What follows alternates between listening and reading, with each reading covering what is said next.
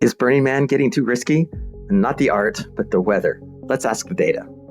So I'm creating this with a single prompt. Find the burner database and show me a globe where everyone came from, and then show me the weather on the playa over the life of the event and what climate impacts are expected into the future. While it's working, we can watch visualizers. It hunts down the data, writes Python, and composes a story.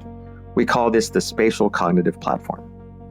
So where did 75,000 burners come from?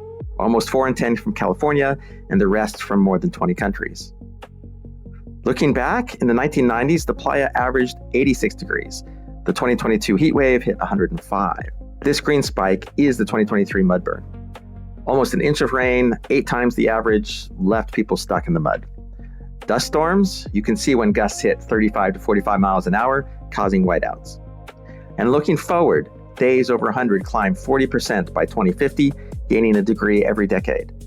The rain gets stronger, the odds of another mud burn more than double, from 5% a year to 12%. Add it all up into one risk score and it climbs from 4.1 in 1990 to 7.6 by 2050.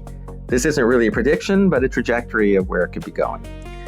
The AI built this from data, the Black Rock City Census, Open Mateo's Weather Archive, and NOAA. I think there's something really different about standing inside of your data and seeing it this way instead of just reading about it. You don't just see the numbers, you feel the shape of the risk way better than a PowerPoint.